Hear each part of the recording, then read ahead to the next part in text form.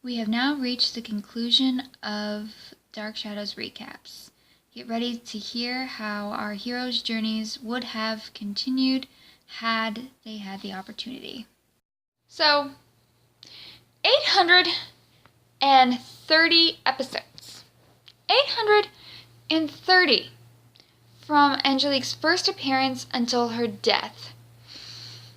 She died before she could hear Barnabas say that he loved her. I'm not okay with that.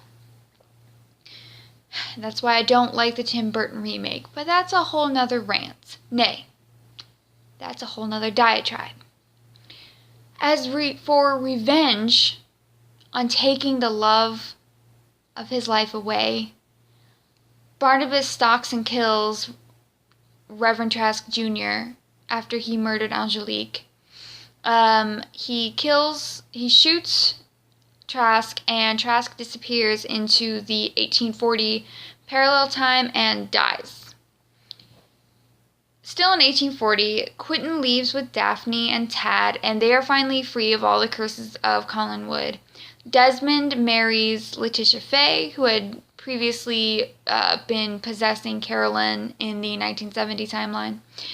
And he, along with his mother, Flora Collins, arrange for Angelique's funeral for Barnabas, which is quite lovely of them.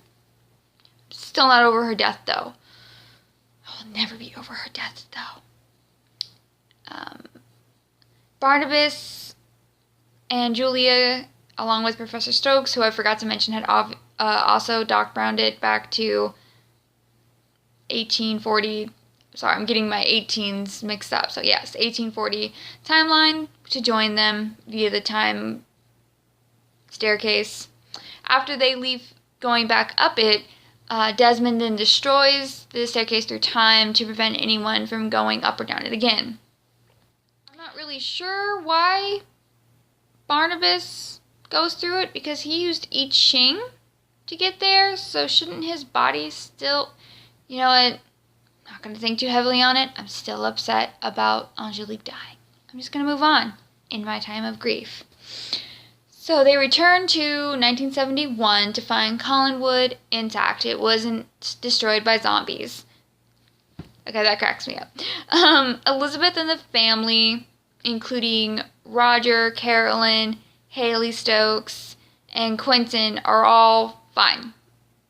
And they prevented the Chin of the Screw events from the ghost possessing the ghost and the zombie. Yeah, they prevented the destruction in the 1970 incident from ever happening.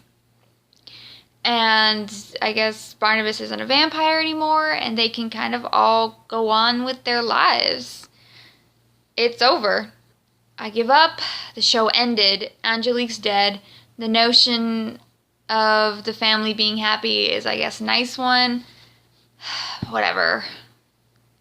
Sam Hall, who was a writer on the show, went on to do an interview with, TV Guide called Here's What Really Happened to Barnabas and Company. And there are also numerous audio dramas, so I did a lot of research to figure out where kind of the characters are going. Alright, so Chris committed suicide. Hey! Angelique's dead. Chris committed suicide. I know it's a soap opera, but my god. So he committed suicide after wolfing out and killing his wife Sabrina. Carolyn then adopts Amy, and she marries Ned Stewart, Sabrina's brother, and she becomes a professor working alongside Timothy Stokes. Amy, when she grows up, goes on to date David after her first husband dies, but then Haley Stokes returns and it creates a love triangle. Barnabas is upset over the death of Chris and everything that's happened to him in Collinwood, so he finally leaves. Dude, you could have left so much longer ago. He and Julia go off and kind of explore the world, and they get married, so I guess yay for her, because you know she'd be wanting that for a long time. And they give Willie the old house, which I thought is really sweet, and Willie is married, and he fixes up the old house really nice. He even installs a hot tub. I don't know why I know that, but it's a little tidbit for you. It's revealed that Maggie, for some reason, did go to Wyncliffe in 1970 prior to Barnabas and Julia leaving to save Collinwood. Not really sure why. And I guess she was still afflicted by Roxanne the vampire, which doesn't make sense because she shouldn't have existed, but whatever. Okay, sure. And so she goes there with Sebastian Shaw, and Sebastian Shaw was, again, still afflicted by Roxanne Drew, which doesn't make any sense, but cool. She meets Joe Haskell, who's been there for a few years. Oh my gosh, they like so forgot about him. And they get married, but he dies in like the 80s. And then Maggie goes on to date Quentin, and Sebastian is later killed after being controlled by Cassandra because she comes back. And if you forgot, Cassandra is Angelique, so yeah, she didn't actually die, but she kind of did because she's a witch again, so she's evil. And now Barnabas is married and they can never be together. I'm okay with this.